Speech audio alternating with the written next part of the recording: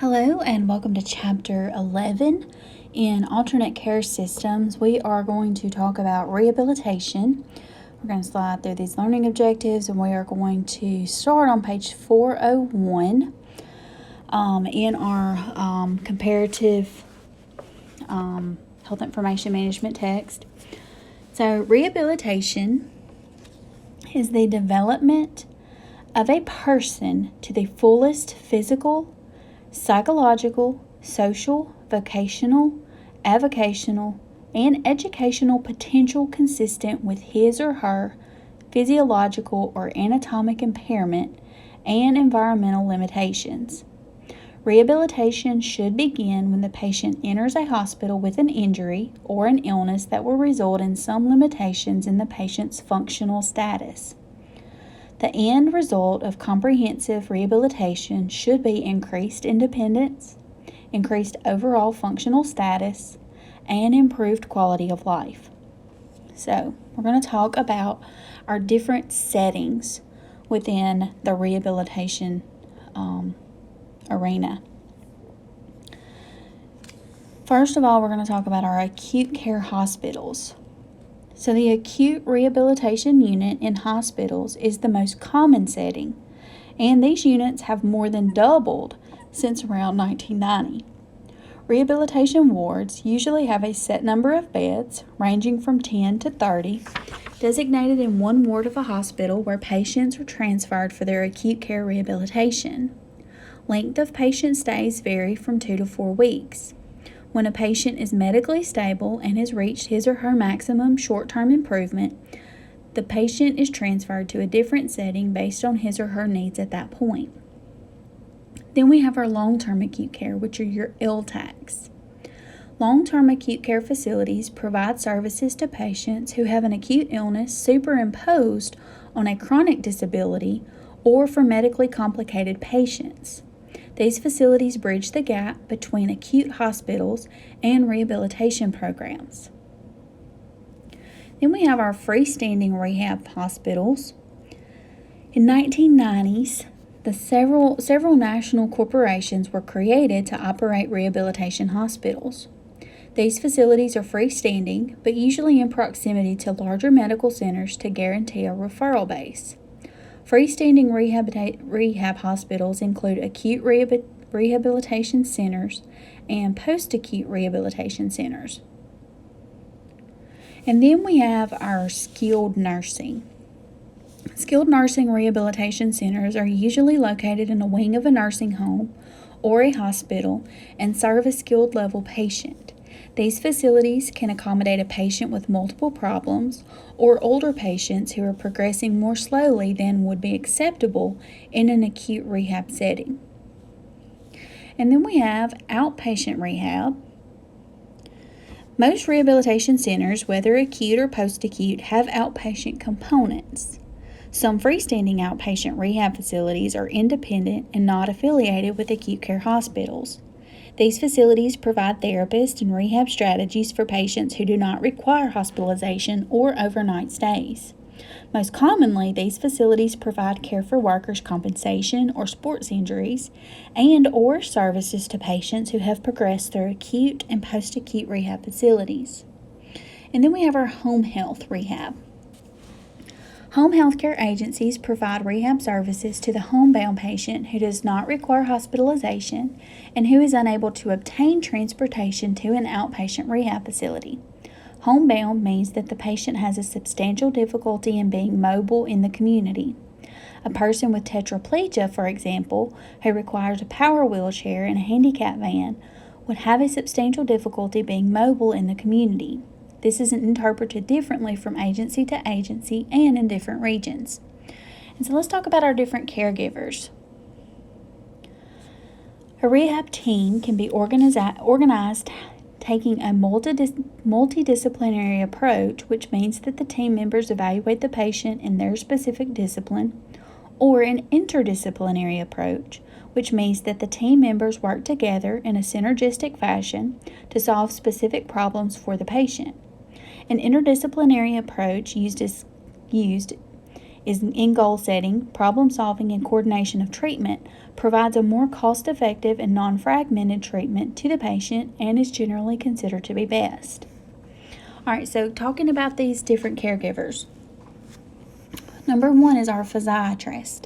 A physiatrist is a physical medicine and rehabilitation physician, and they're generally the head of the rehab team. A physiatrist is a physician who has completed 4 years of approved residency training after medical school in physical medicine and rehabilitation. The American Academy of Physical Medicine and Rehabilitation, the specialty board for physiatry, is recognized by the American Board of Medical Specialties. Physiatry is a small specialty, with some states having as few as half a dozen physiatrists. The specialty has been in existence for some time, however, with the first specialty boards being given in 1947. Next on our list is occupational therapy. An occupational therapist has completed a master's degree in an OT program accredited by the American Occupational Therapy Association. Occupational therapists address several areas in their rehabilitation of a patient, including activities of daily living such as dressing, bathing, grooming, toileting, and transfers. OTs are members of the team that focus on the upper extremity movement and function, including fine motor control and hand-eye coordination. Then we have our physical therapist. They're a member of the rehab team who has graduated from a graduate program in physical therapy from a college or university program accredited by the American Physical Therapy Association. In keeping with APTA's vision, most training programs now lead to a doctoral degree, with some master's level training still available. Physical therapists are licensed by the state in which they practice. The physical therapist is the member of the team who is primarily responsible for improving the patient's strength, range of motion, balance, and mobility. The physical therapist specializes in appropriate strength and endurance exercises, assisting in controlling pain, providing skincare treatment, and providing modalities such as ultrasound, diathermy, hot packs, and whirlpool treatments. All right, moving over to 405, we have our speech-language pathologist. This is a master's level of education and is certified by the American Speech-Language Hearing Association. And almost all states have a licensure process for speech-language pathologist. The speech-language pathologist evaluates and treats patients who have aphasia, apraxia, dysarthria, dysphagia, communication disorders, and cognitive deficits. A speech pathologist would be concerned primarily with 3 broad areas. Number 1, swallowing problems, 2, communication problems, and 3, cognitive deficits. All right, and then we're moving on to our psychologist. They have a PhD level of training from a school accredited by the American Psychological Association and has completed the necessary requirements for licensure within his or her state. The primary role of the psychologist is to assist the person with recently acquired disabilities and his or her family in adjusting to the disability and developing a relationship of cooperation between the patient and the rehab team. The psychologist has 2 primary roles in the rehab team. Number 1, testing to identify problem areas in cognitive or behavior on which the rehab team should focus, and 2, counseling for the patient or his or her family members. When the person performing these roles has a master's degree instead of a doctor's degree, the position usually is termed counselor, specialist, or clinician rather than psychologist. Then we have our rehab social worker. They have a master's level of training with specific training and knowledge in the area of social work and may be certified by the National Association of Social Workers. Social workers are also licensed by the state in which they're practicing. The social worker assists the rehab team by providing background information about the patient and his or her family situation and in coordinating funding resources for the patient. The social worker also assures a smooth transition from the rehab program back to the community. Then we have our rehabilitation nurse.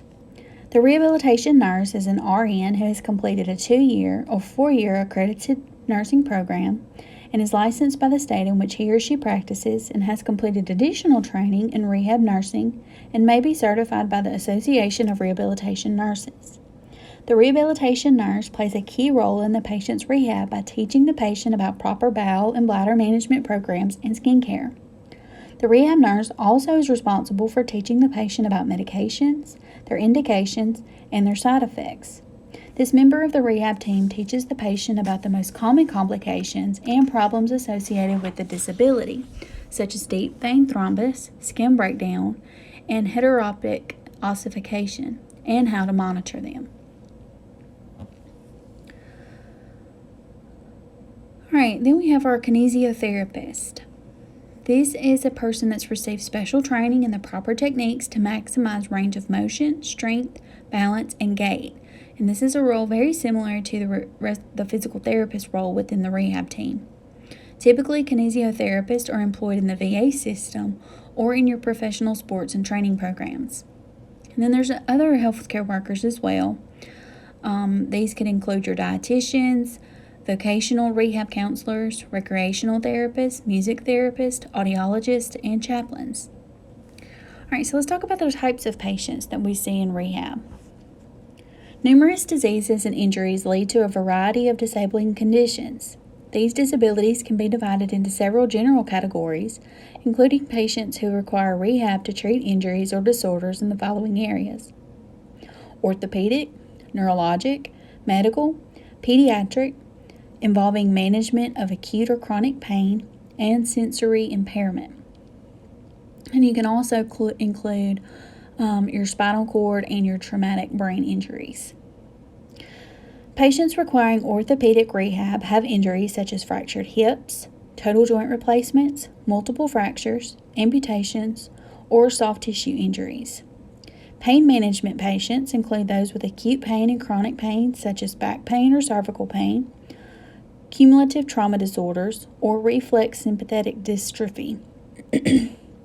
Patients with neurologic injuries or diseases include those who have conditions such as stroke, traumatic brain injuries, spinal cord injuries, multiple sclerosis, or muscular dystrophy.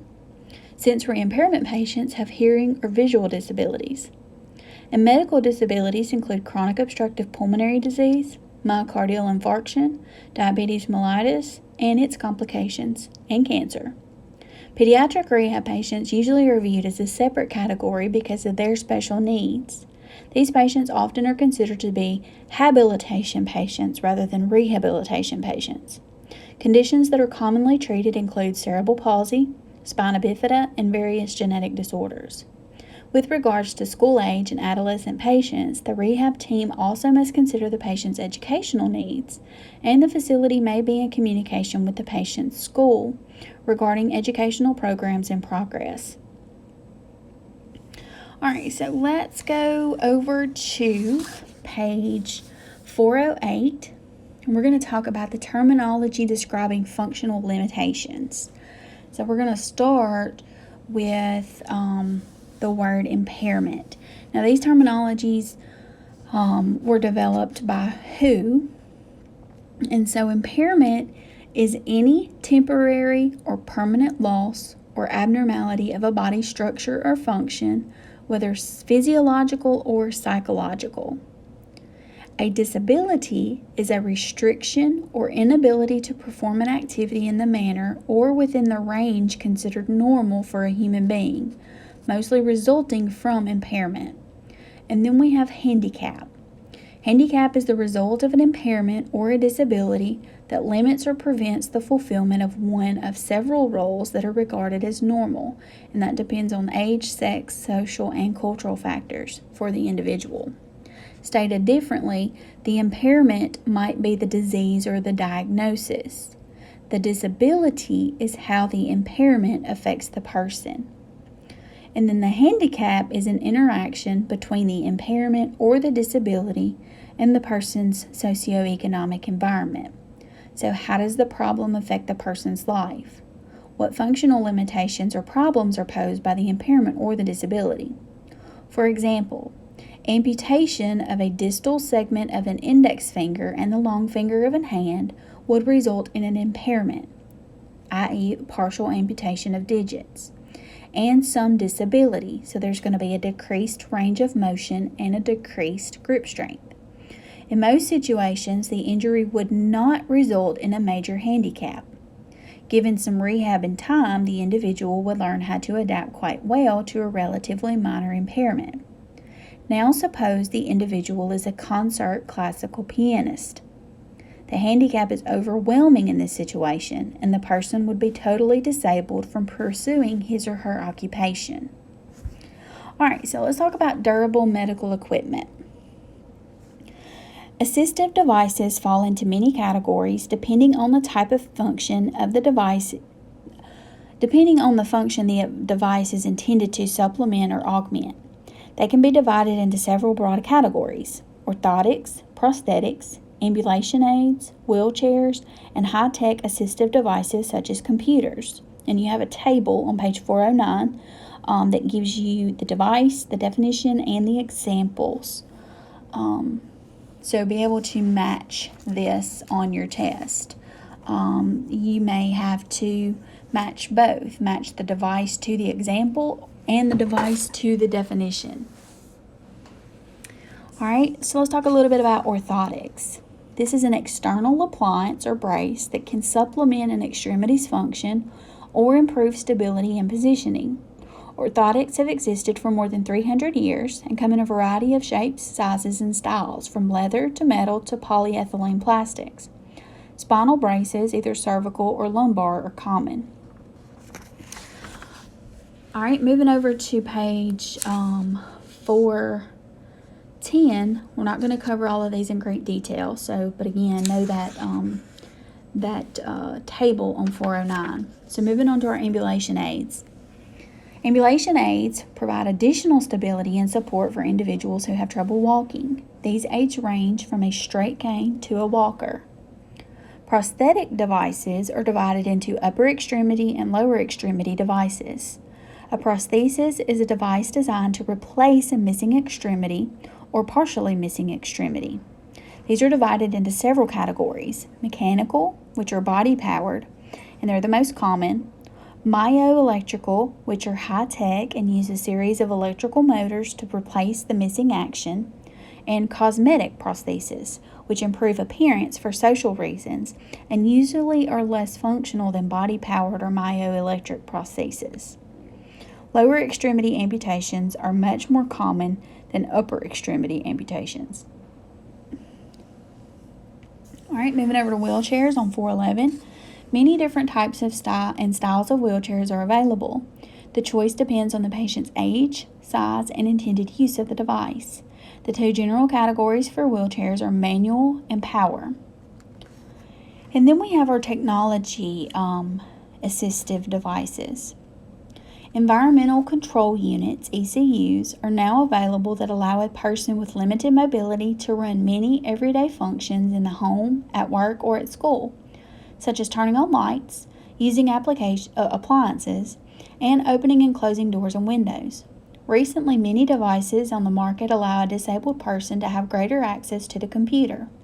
Previously, computer technology was limited to individuals who had hand dexterity or could type on a keyboard. Alright, so again, be sure to read through all those sections more thoroughly. Alright, let's talk about regulatory issues, and we're going to skim this as well.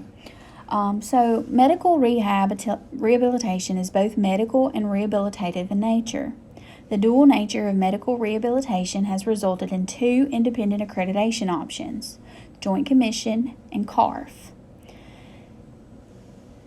Joint Commission surveys facilities according to standards that are intended to promote quality and improve outcomes in rehab at all levels of medical care.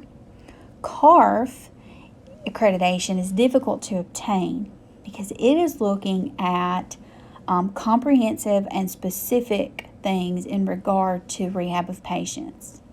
So they're looking at your quality of care of rehab programs, and it's going to definitely be affected by your CARF standards. So in managed care market, insurance companies seek out CARF to ensure best patient care.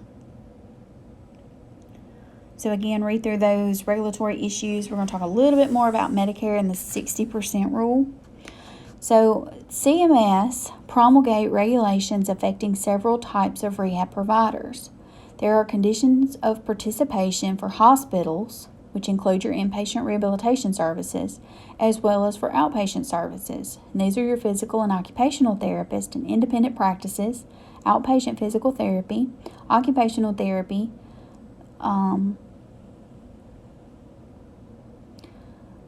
physical therapy, speech, getting all confused here, speech pathology services, and your comprehensive outpatient rehab facilities. Now we have our 60% rule. One set of CMS regulations provides criteria that determine whether a hospital or unit can be classified as an inpatient rehabilitation facility. A hospital that meets the criteria can receive Medicare reimbursement under the Inpatient Rehabilitation Facility Prospective Payment System, rather than under a diagnostic-related group system. So one of the criteria is the 60% rule. It defines the types of conditions that should comprise the caseload of a rehabilitation hospital. The original rule that took effect in 1983 was used to determine whether a hospital or unit was exempt from the DRG-based inpatient prospective payment system and required that certain conditions comprise 75% of the caseload. But in 2002, it suspended the enforcement of the 75% rule in order to evaluate whether changes are needed in the regulation. And in 2007, it was established that the threshold was 60% and allowed secondary conditions to be counted as qualifying conditions. So conditions that count toward the 60% are detailed on page 414 and 415. And we're going to go through a couple of these. So you've got stroke, spinal cord injury, any cardiac issues. I think you'll need to read through those. I think those are going to be listed. I'm not sure where they're listed because it doesn't break it down. Have your orthopedic issues, which is going to include all your arthritis, your joint inflammation, osteoarthritis, and then knee or hip replacements. Then you've got your pulmonary rehab listed in your slides. And then, of course, all your other things like your neurologic disorders, your brain injuries, multiple traumas, things like that. So be sure to read through those sections, especially J, K, L, and M on pages 414 and 415.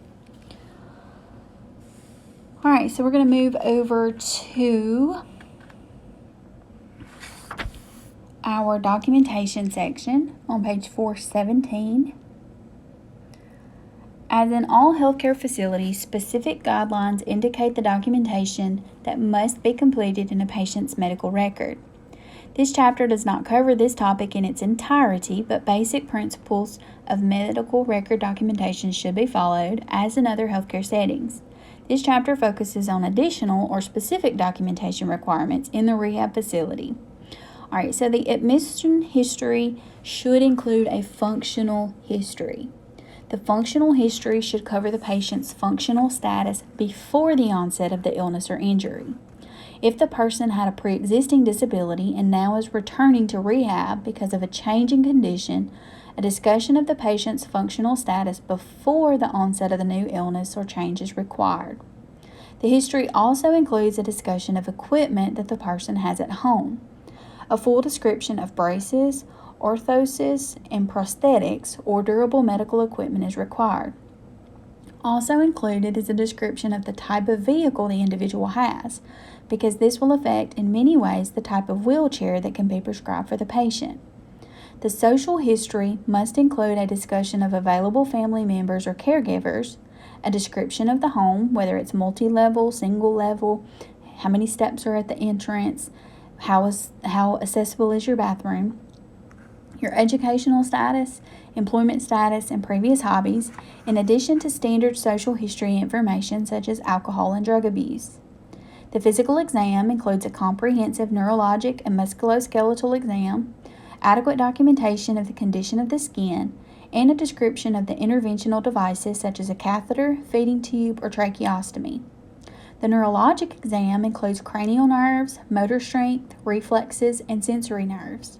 It also includes mention of the patient's cognitive, speech, and language capabilities. The examination must clearly describe the functional status of the individual both cognitively and physically. The musculoskeletal exam should document the range of motion of all joints and extremities, note contractures, amputations, or missing body parts, and indicate the presence or absence of complications such as deep vein thrombosis or heterotopic ossification. The section on psychiatric history and physical diagnosis includes standard medical diagnoses as well as functional rehabilitation diagnosis. For example, a spinal cord injury patient's admission diagnosis may be T9 spinal cord injury, or number 2, decreased strength and endurance, and 3, dependence for ADL activities. Stating the functional limitations or problems in the diagnostic section helps to focus the rehab team on the primary issues of concern that has led to rehab treatment. Alright, so on 418 and 419, you have some things in your federal regulations that you should read through as far as documentation goes. So be sure to read through those sections. And then we're going to pick up on the different types of documentations in your slide. So you have the documentation that needs to be completed by your therapist. They're required to document, we're starting on 420, in the paragraph where it's talking about the physical therapist and occupational therapist, as well as other disciplines, are required to document daily notes regarding their treatment, interactions with the patient, and the result. This documentation should be done in functional terms and be related clearly to the specific goals identified for the hospitalization. The number of minutes or hours that the patient has actually participated in therapy should be clearly indicated in the therapist's documentation. Then you have nursing documentation. It should include information about the patient's skin status, their bowel and bladder status, knowledge of medications, uses and side effects, information regarding the patient's functional status in terms of self-care and skincare, and documentation of the patient's knowledge regarding common complications given the disability. At the conclusion of hospitalization, the discharge summary includes a discussion in quantifiable terms of the patient's functional status at the time of admission and his or her functional status at the time of discharge, and should reflect the patient's progress or lack of progress. Recommendations regarding equipment needs or home support services are addressed specifically in the discharge summary. And then CARF-accredited facilities are required to have a set of policies that clearly address how the rehab patient may gain access to his or her own records. In addition, there must be documentation that the patient has been provided with orientation to the rehab facility, which includes a statement of the organization's mission and philosophy, participation in goal setting, and a list of the patient's rights and responsibilities. All right, so let's move on to reimbursement and funding on 421. Equitable reimbursement for rehab cannot be made on the basis of diagnostic related groups because many factors other than those considered by the DRG system determine the patient's functional level and thus recovery of the patient. In other words, two patients with an identical diagnosis can have different functional problems and handicaps based on a host of factors. Discussion of the definitions of impairment, disability, and handicap come in, depending on the social situation. Again, we talked about a concert pianist having a couple of fingers removed at that first knuckle. That's life-altering for them. May not be that big a deal for me, and it may not be a big handicap for me, but it's going to be a big handicap for them, but we may have the same diagnosis. These factors include age, weight, gender, comorbidities, psychological factors, premorbid personality, educational status, and occupation, to name a few. Implemented in January 2002, the Medicare Inpatient Rehab Facility Prospective Payment System does consider more than the patient's diagnoses and procedures, but it does not take into account every factor that affects the patient's recovery. Under the IRF PPS, a rehabilitation hospital is reimbursed for each patient admission. Patient stays are classified into case mix groups, or CMGs, which determine the payment the facility will receive from Medicare. The factors that influence the assignment of the case into a given CMG include rehabilitation impairment categories, or your RICs, functional measures, age, and comorbidities. Diagnosis codes determine the RICs, which group cases that are similar in clinical characteristics and resource use.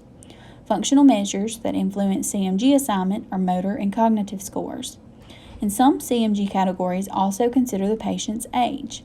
Finally, comorbidities, or secondary diagnosis, affect CMG's assignment and are classified into 3 categories, or tiers, based on whether they're considered high, medium, or low. Drop into the bottom paragraph on that page.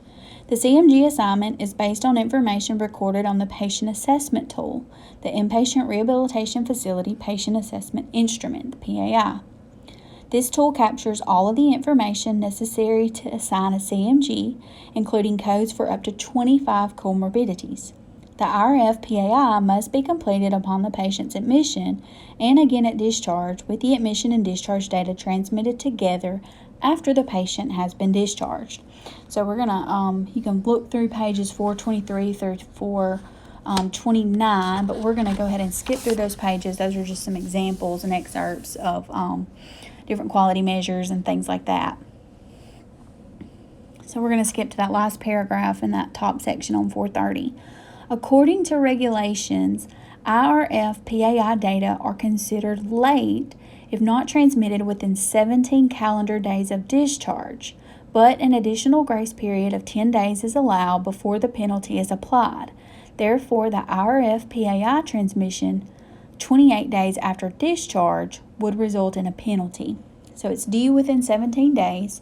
There's a 10-day grace period, so you've got technically 27 days to get that information in, and on 28 you would result in a penalty. All right, so moving on to information management. The medical record is initiated during admission to the rehab care system and is maintained as an interdisciplinary unit. Each member of the interdisciplinary team records observations daily. If the treatment areas are in separate parts of the hospital, the medical record goes with the patient to the treatment areas. For coding, they use ICD, and the codes reported most frequently include those that classify neurologic conditions, musculoskeletal disorders, and amputations. Physicians use current procedural terminology for reporting their services provided. Rehabilitation physicians generally address a host of issues on a follow-up visit, frequently utilizing time spent in counseling and coordination of care or complexity of medical decision-making as major criteria for coding evaluation and management services. For inpatient rehab facilities, the diagnosis coding rules differ for the IRF-PAI and the facility's billing form, the UB04. Unlike the UB04, the IRF-PAI does not capture the principal diagnosis, but reports the etiologic diagnosis instead. Consider the case of a patient who previously had suffered an intracerebral hemorrhage, treated at an acute care hospital, and who subsequently was admitted to the IRF for rehabilitation for the late effects of the hemorrhage. These two diagnoses may be related, but usually are not identical. The WHO publishes the International Classification of Functioning, Disability, and Health, and this is an earlier version, was known as the International Classification of Impairments, Disabilities, and Handicaps. But the ICF classifies disability concepts to body functions and structure, activities and participation, and environmental factors. Dropping down to electronic information systems on 431. Electronic information systems are used administratively in rehab facilities in much the same manner as in other types of healthcare facilities. Inpatient rehab facilities, however, have the unique requirement to submit the IRF-PAI data to fiscal intermediaries. CMS provides software titled Inpatient Rehab Validation and Entry, or IRVAN, free of charge to facilities that wish to use it to submit the IRF-PAI data. Vendors and other organizations also license software submitting the IRF-PAI data and often include other capabilities, such as the ability to transmit ORIX data to the Joint Commission or the ability to benchmark performance against peer facilities. Some commonly used systems are eRehab or Uniform Data Systems. Then you have national databases. National databases on spinal cord injury and traumatic brain injury are examples of systems that provide efficient, large-scale collections of data that facilitate research and rehab and promote uniform treatment, thereby leading to improved functional outcomes. The world's largest spinal cord injury research database is maintained through the National Spinal Cord Injury Statistical Center at the University of Alabama at Birmingham. The Traumatic Brain Injury Model System National Data and Statistical Center, located at Craig Hospital in Englewood, Colorado, maintains a similar national database on traumatic brain injury, using data collected through the model system. Because of the multiple types of brain injury, it is much more difficult to compare brain injury data than to compare spinal cord injury data. All right, and we're going to move down under our classification and rating systems used in rehab and talk about the American Spinal Injury Association classification system and then the Traumatic Brain Injury classification system. So the international standards for neurologic and functional classification of spinal cord injury have been developed by the American Spinal Injury Association in cooperation with the International Medical Society of Paraplegia. This system of classification standardizes the neurologic, motor, and sensory examination. It further requires that the diagnosis be stated giving both a sensory and motor neurologic level and a qualifying statement regarding the completeness of the spinal cord injury. So you can look at Table 11-2 on page 433 for the definitions that are utilized in the development of this classification system. So besides the classifications of tetraplegia, paraplegia, tetraparesis, and paraparesis, spinal cord injuries must be further classified as whether they are complete, meaning there is a total absence of sensory and motor functions below the level of the lesion, or incomplete, meaning there is a partial preservation of sensory and or motor functions below the neurologic level of injury. All right, moving over to traumatic brain injury. Traumatic brain injury classification systems have evolved, and two primary systems are used in rehab. One is the Glasgow Coma Scale. It's used soon after the injury in the ER and is in the first few days of hospitalization. The other is the Rancho Los Amigos Level of Cognitive Function Scale, which is useful in communicating the patient's recovery from a traumatic brain injury. The Glasgow Coma Scale measures three areas: eye opening on a scale of 4 to 1, best motor response on a scale of 6 to 1, and a verbal response on a scale of 5 to 1. The range for a Glasgow Coma Scale is 3 to 15. The lowest score possible is 3. A person dead on arrival at an ER would score a 3. The Glasgow Coma Scale scores that are recorded upon arrival at the ER and on the 2nd, 3rd, 4th, and 7th post-injury days are extremely predictive of the patient's outcome. Glasgow Coma Scale scores of 8 or less are associated with poor outcomes.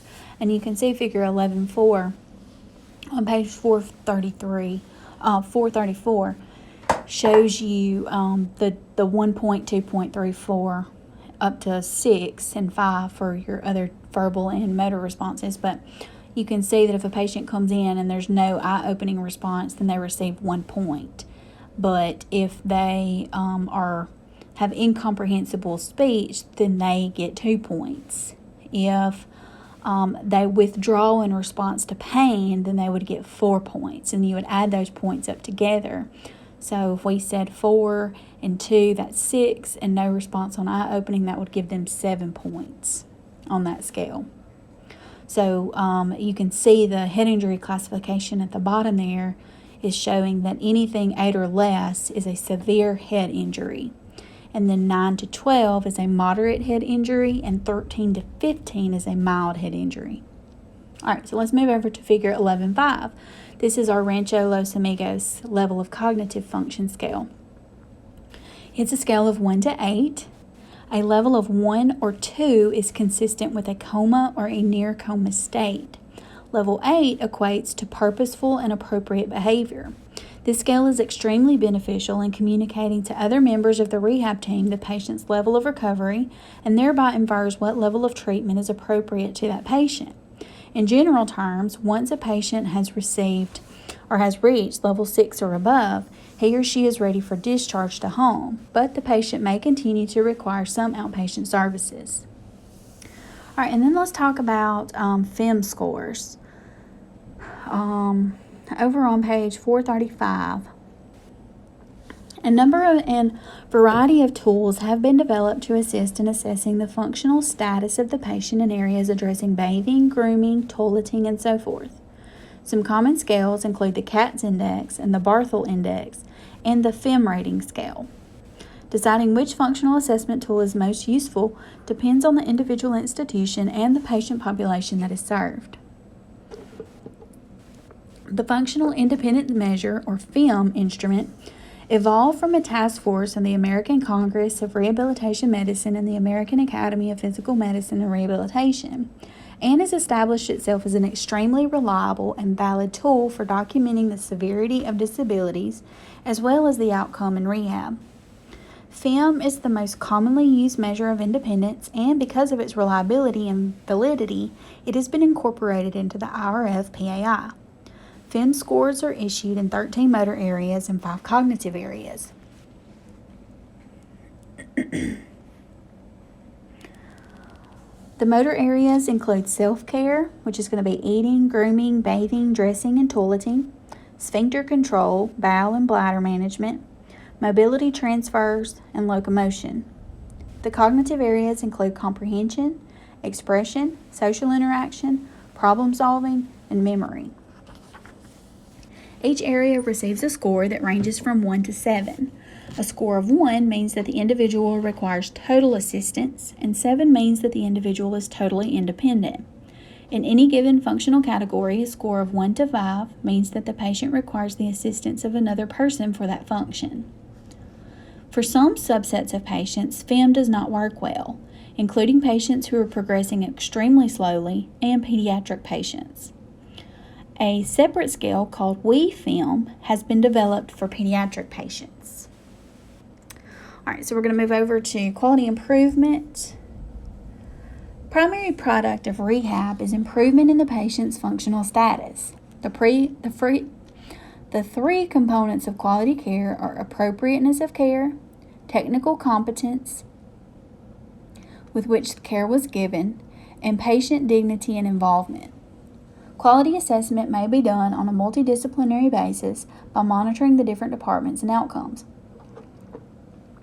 For example, an increase in ADL skills can be used to measure the quality of services provided by the occupational therapy department. An increase in physical functioning indicates an improved outcome for the physical therapy department, and so on. Quality of outcome is also viewed in terms of the absolute level of independence of the patient, a reduction in the need for caregivers, and the setting to which the patient was discharged. FIM scores lend themselves readily to quality and outcome measurements. In addition, costs can be analyzed in light of changes in FIM scores. For example, a patient's FIM score could improve from 50 to 75, a gain of 25 points, after several weeks of rehab. If the cost of providing rehab services during that time was $25,000, then the cost per point change in FIM score would be $1,000 for that patient. Program evaluation systems are best organized along diagnostic and functional groups, such as general inpatient medical rehabilitation and stroke, spinal cord injury, or traumatic brain injury.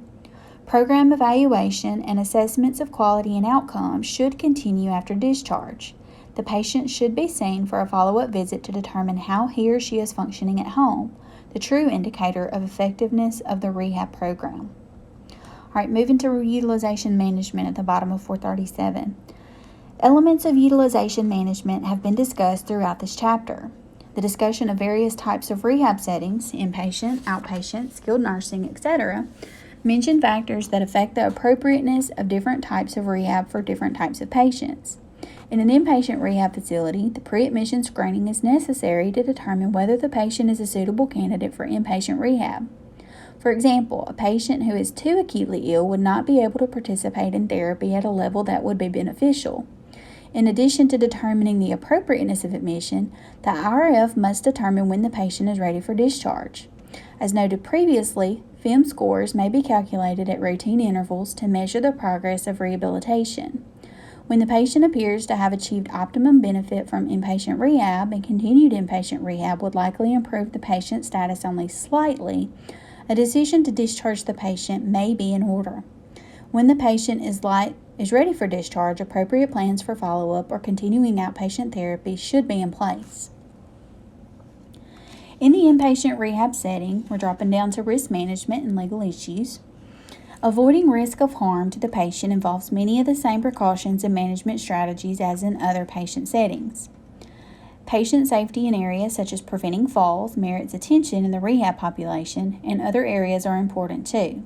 For example, the IRF may be at risk for failure to meet medical necessity requirements if the patient is not receiving intensive therapy services at least 3 hours a day and at least 5 hours a week during the stay. Faulty coding and billing also put the IRF at financial and regulatory risk. Leadership must identify and address potential areas of risk and respond appropriately to incidents when they occur. I'm not going to go into all of the third-party litigation, the antitrust, so be sure to read the Medicare set-aside trust, and I'm going to finish up with the role of the HIM manager on page 440. The health information professional in a rehab setting may manage traditional types of services related to the creation, development, storage, and retrieval of patient record and patient information, and, as in other settings, has a significant part to play in obtaining and maintaining accreditation of the rehab facility. In addition, health information manager may assist in selecting or developing appropriate forms to track patient outcomes and may work with others to develop and implement quality improvement programs. The health information manager may monitor rates of complications, early discharges, or failures to improve, and present findings that can help target processes for improvement.